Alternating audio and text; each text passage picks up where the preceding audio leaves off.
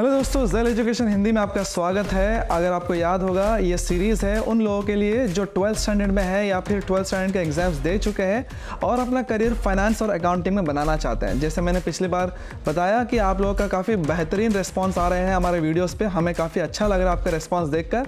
उम्मीद करते हैं ऐसे आपका रिस्पॉन्स बना रहेगा और हमारे वीडियोज़ ऐसे ही आपके लिए फ़ायदेमंद साबित होते रहेंगे। तो चलिए दोस्तों, वीडियो को शुरू करते हैं। शुरू करने से पहले अगर आपने चैनल को सब्सक्राइब नहीं किया तो चैनल को सब्सक्राइब कर लीजिए और बेल आइकन प्रेस कर लीजिए ताकि आने वाले सारे इंफॉर्मेटिव वीडियोस के नोटिफिकेशंस आपको मिलती रहे।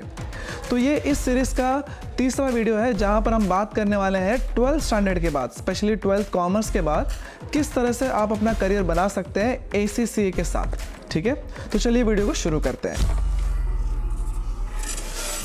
सबसे पहले अगर बता दो, ACCA जो है कंडक्ट किया जाता है ACCA बॉडी द्वारा ही, जो UK में स्थित है।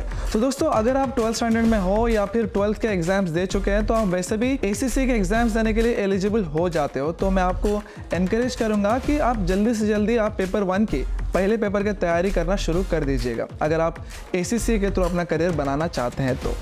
और रही बात ऑर्डर की, किस ऑर्डर में पेपर देना चाहिए, तो वो इस वीडियो में डिस्कस नहीं करेंगे क्योंकि वो चीज़ें मैंने दूसरे वीडियोस में डिस्कस किए हैं। आप वो वीडियो जाकर देख सकते हैं। मैं आपको बताना चाहूँगा कि अगर आप ट्रेनिंग कर रहे हैं, अगर आप प्रिपरेशन कर रहे हैं तो कोई ना कोई इंस्टीट्यूशन तो आप ज्वाइन करोगे, राइट। तो जब आप कोई इंस्टीट्यूशन को ज्वाइन करोगे तो वो इंस्टीट्यूशन आपको ज़रूर हेल्प करेगा ये जानकारी देने के लिए कि कौन से ऑर्डर में आपको पेपर्स देने चाहिए जिससे आपको ज़्यादा फ़ायदा होगा।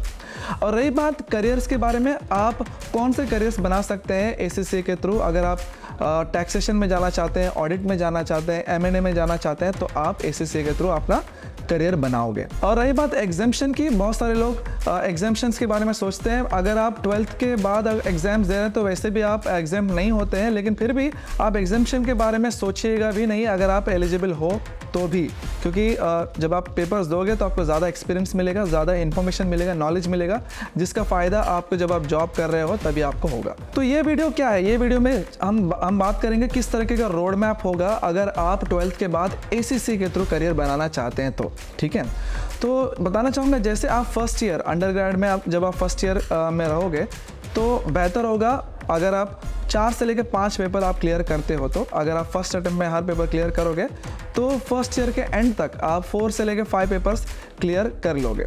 वही अगर आप सेकेंड ईयर के एंड तक और 4 से 5 पेपर क्लियर कर सकते हो, यानी टोटल 8 से लेकर 9 पेपर्स आपके क्लियर होने चाहिए।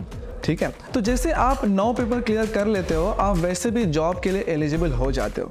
अब आप सोचोगे जॉब कहाँ करना है, तो मैं आपको बता दूं, 9 पेपर्स आपके क्लियर होंगे तो आप बेशक बिग 4 या दूसरे MNCs जो लोग ACCA को हायर करते हैं, आप वहाँ पर इंटर्नशिप्स के लिए अप्लाई करना शुरू कर देना चाहिए। ठीक है, इस सिचुएशन तक आपका सेकेंड ईयर हो चुका है और आपके 9 पेपर ACCA के क्लियर हो चुके हैं। अब जब आप 5th सेमेस्टर में एंटर कर रहे हो, यानी 3rd ईयर में जब एंटर कर रहे हो, तो मेरे हिसाब से आपके पास 2 तरीके होते हैं। पहला, आप पूरी तरह फोकस कीजिए बचे हुए 4 पेपर्स क्लियर करने के लिए, यानी जब तक आप ग्रेजुएशन फिनिश करोगे आपके पास टोटल 13 पेपर्स ACCA के आपके पास क्लियर हुए होंगे। ठीक है, और दूसरा होगा इंटर्नशिप के साथ आगे बढ़ना। वो थोड़ा स्लो प्रोसेस है लेकिन काफ़ी फायदेमंद प्रोसेस है। कैसे, क्या करना होगा, जैसे आप 5th सेमेस्टर में एंटर करोगे आप इंटर्नशिप्स के लिए अप्लाई कीजिएगा, क्योंकि जैसे मैंने कहा आपके पास 9 पेपर्स जब होते हैं तो आपको आसानी से इंटर्नशिप मिल जाता है। और आप 1 से लेकर 2 साल आप इंटर्नशिप कीजिए, साथ में आप बचे हुए पेपर्स क्लियर कीजिए। तो जब तक आपके पास पूरे 13 पेपर्स क्लियर हो जाते हैं, 3 चीज़ें आ जाएंगे। एक, आपका ग्रेजुएशन फिनिश हो जाएगा। दूसरा, आपके पास इंटर्नशिप होगा, यानी वर्क एक्सपीरियंस होगा 1 से 2 साल का। तीसरा, आपके 13 पेपर्स ACCA के क्लियर हो चुके होंगे। जब आप इन तीनों चीज़ों को लेकर नए जॉब के लिए अप्लाई करोगे तो आपके पास सैकड़ों जॉब रोल्स होंगे और बहुत सारे कंपनीज अवेलेबल होंगे आपको जॉब देने के लिए। और एज अ फ्रेशर आपको 6 से लेकर 7 लाख पर एनम तक का सैलरी भी मिल सकता है। यहाँ पर एक और चीज़ है जो मैं आपसे बात करना चाहूँगा, जो आपको शायद डाउट आ सकता है। जैसे मैंने कहा, फाइनल ईयर में आप इंटर्नशिप ज्वाइन कर सकते हो, फाइनल ईयर में आप बचे हुए 4 पेपर्स जो है उसके बारे में सोच सकते हो।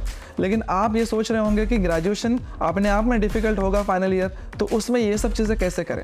तो मैं आपको बताना चाहूँगा, जब सेकेंड ईयर तक जब आप 9 पेपर क्लियर कर जाते हो तो आपके पास इनफ नॉलेज आ जाता है और आपके जो सब्जेक्ट्स है आपको अपने आप आसान लगने लगते हैं और थर्ड ईयर जो है काफ़ी आसानी से आपका क्लियर हो जाता है। ठीक है, इसीलिए मैंने आपको कहा कि थर्ड ईयर में आप ये सारी चीज़ें कर सकते हो। सो इसी तरह इस पूरी सीरीज में हमारे साथ बने रहिएगा, क्योंकि आने वाले वीडियोस में हम ऐसे सर्टिफिकेशंस और कोर्सेज के बारे में इंफॉर्मेशन लेकर आएंगे जिससे आप अपना करियर 12th कॉमर्स के बाद फाइनेंस और अकाउंटिंग सेक्टर में बना पाओगे।